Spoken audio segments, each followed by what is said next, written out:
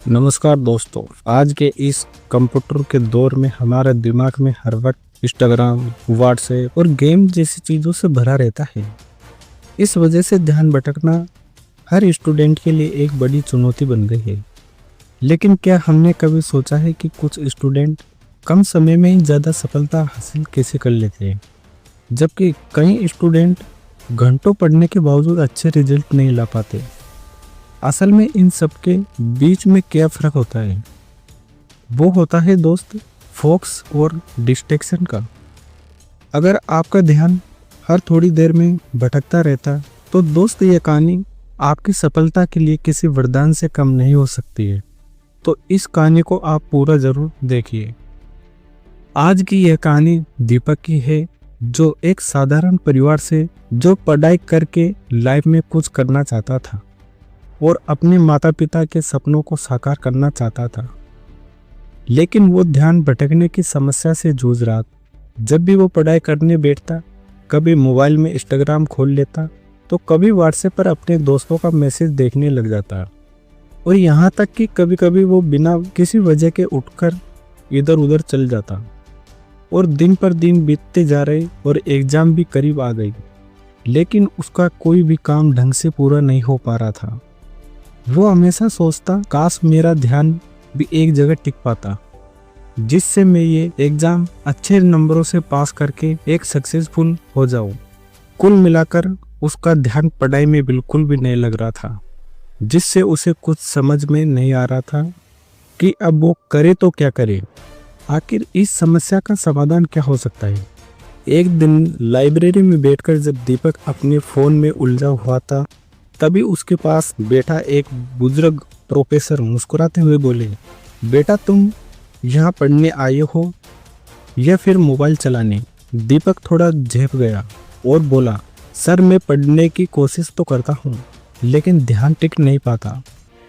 तभी प्रोफेसर हंसते हुए बोले, तो फिर तुम्हें डीप वर्क सीखना बहुत ज़रूरी है। तभी दीपक ने हैरानी से पूछा, सर ये डीप वर्क क्या होता है?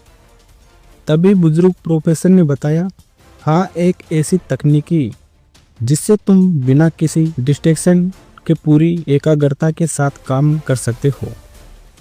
दीपक को यह सुनकर बड़ी दिलचस्पी हुई।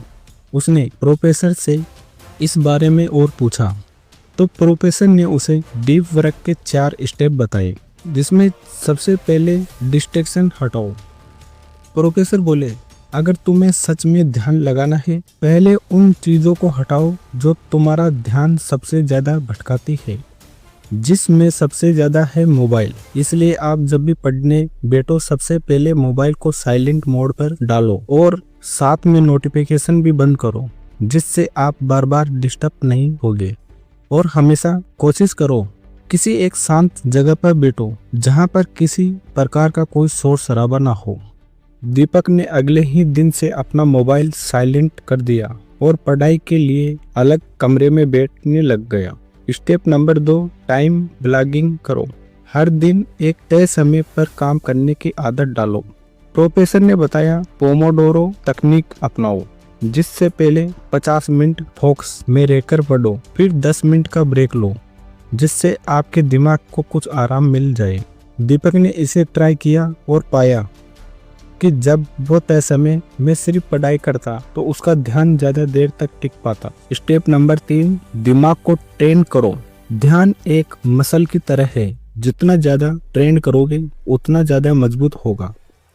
प्रोफेसर ने बताया, हर दिन 10 मिनट बिना रुके पढ़ने की कोशिश करो, फिर धीरे धीरे समय बढ़ाते जाओ। दीपक ने 1 हफ्ते तक कोशिश की और वो 30 मिनट से 2 घंटे तक ध्यान लगाकर पढ़ने लगा।